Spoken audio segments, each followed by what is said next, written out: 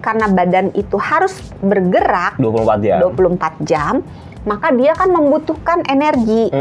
Nah, energinya kalau kita nggak makan kan habis nih. Iya. Ya kan? Berarti harus dapat dari cadangan kan? Cadangan. Nah, cadangan energi kita itu ada di otot, namanya glikogen, ada di otot, ada di hati. Nah, setelah apa yang kita makan udah habis dibakar untuk tenaga, badan kita mulai ngebakar glikogen yang ada di otot dan di hati. Nggak makan juga. Habis cadangannya nih. Ketika sudah mau habis, badan kita akan mencari sumber energi yang lain, yaitu lemak. Ketika itu, badan akan mengefisiensikan berbagai fungsi di dalam tubuhnya. Karena nggak ada makanan yang masuk, maka dia harus mengefisiensikan kerjaan di dalam badannya dan sekaligus mencari sumber bahan energi. Nah, kalau kayak perusahaan, dia kagak kerja nih. Ambil.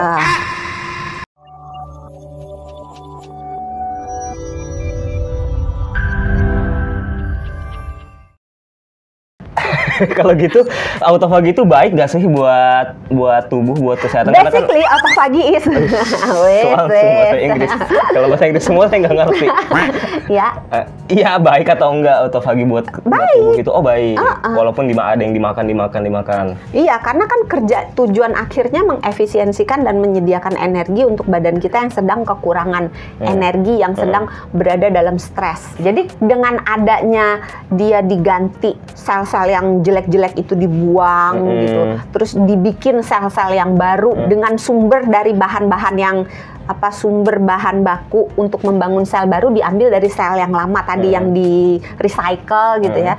Jadi badan kita akan mengalami kemajuan yang tadinya mungkin ada sel-sel yang ada virusnya karena dimakan, dibuang. Ya, jadi kan bersih gitu, sehat gitu. Sel-sel yang rusak dimakan, jadinya kan badan kita jadi awet muda dalam tanda kutip. Dan bagus. Salah jadi satu cara untuk bisa dapetin autofagi itu dari puasa ya tadi. Puasa. Salah satunya ya.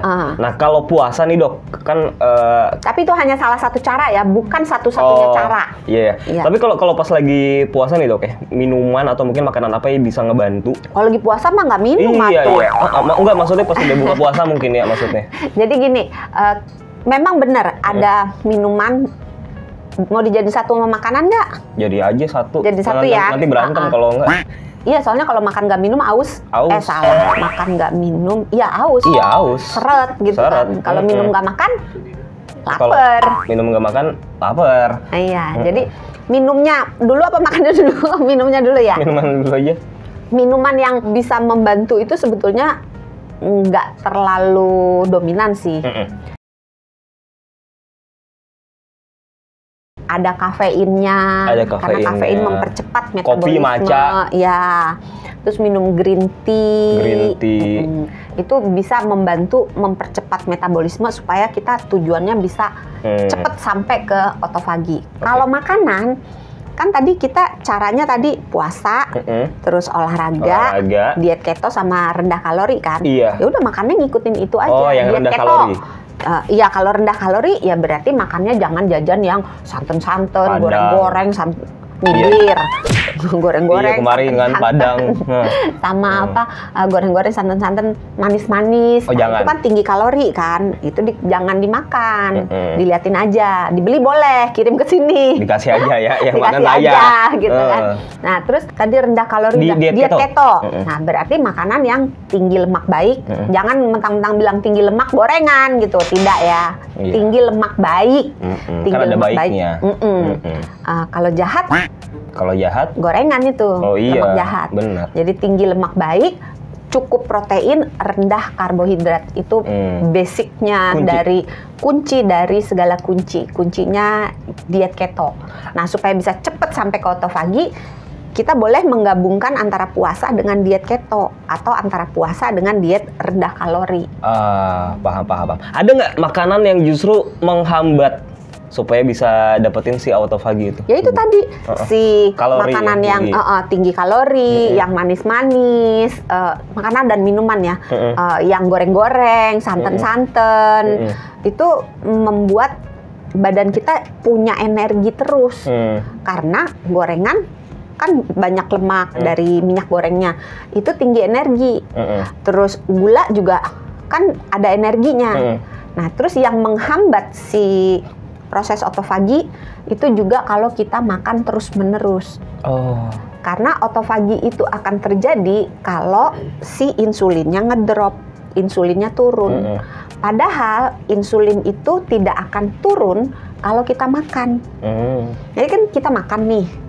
Kalau kita makan, badan kita kan akan merasakan, wih ada makanan nih bos, siap-siap yuk untuk mengolah makanan ini. Maka dikeluarkan insulin. Nah kalau insulin keluar, otofagi tidak akan keluar, tidak akan terjadi. Dia baru akan terjadi ketika insulinnya rendah. Gitu. Itulah sebabnya kalau mau melakukan otofagi, si tadi pola makannya itu sebaiknya dilakukannya di pas mau puasa. Jadi kalau misalnya puasanya malam berarti dimakan malamnya. Ini nih mau saya tanya nih, berapa lama puasanya dok supaya bisa mencapai otofagi ini? Sebenarnya proses otofagi itu ada yang mengatakan sekitar 24 jam mulai baru terjadi. Puasa seharian 24 jam? Ada yang mengatakan 16 jam.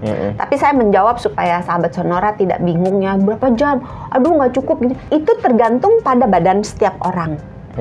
Tergantung misalnya makannya sebelum mulai puasa makannya apa. Kalau misalnya sebelum mulai puasa makannya udah yang tinggi-tinggi lemak, tinggi gula gitu kan, yang tinggi kalori, maka dengan sendirinya badan kita punya cukup banyak sumber energi sehingga dia nggak akan kehabisan energi. Kebayang nggak? Kebayang. Nah, sehingga ketika mulai masuk ke jendela puasa, kita makannya udah harus nyetop tuh, yang udah harus mulai menyerupai diet keto. Jadi rendah karbo, cukup protein, tinggi lemak. Supaya dalam keadaan itu, start awalnya aja insulinnya udah nggak begitu tinggi. Sehingga dengan ditambah puasa, insulinnya akan drop. Insulinnya ngedrop, maka kita lebih mudah masuk ke otofagi. Jadi sebenarnya agak susah kalau ditanya berapa jam. Rata-rata sekitar 24 jam. Kalau pola makannya baik, metabolismenya cepet, itu mungkin bisa 16 jam gitu. Jadi beda-beda pada setiap orang. Beda-beda ya? Tergantung apa yang dimakan sebelum puasa? Sama tergantung cadangan dia banyak nggak. Karena biasanya otofagi itu baru akan dicapai biasanya ketika tubuh kita sudah mulai membakar lemak. Nah, tubuh kita baru akan membakar lemak kalau cadangan-cadangannya udah banyak yang udah habis. Nah, kalau orang misalnya orang kaya gitu, tabungannya di bank banyak, deposito banyak, ya lama dihabisin dulu. Tergantung. Sebagai closing statement dari tadi kita ngebicarain soal efisiensi tubuh ya dalam bentuk otofagi. Ada yang pengen disampaikan kepada pemerintah? Maksudnya ada yang pengen disampaikan ke sahabat Sonora gimana cara menerapkan pola makan ini jadinya. Gimana cara sederhananya dok untuk bisa menerapkan pola makan yang mendukung untuk mencapai otofagi ini? Makanlah teratur. Makanlah teratur. Makanlah di jam makan dan tidak makan di jam bukan jam makan. Yang seharusnya aja lah ya. Iya. Yang sewajarnya jangan aja. Makan tidak berhenti. Hah? Makan kan tidak ada berhenti.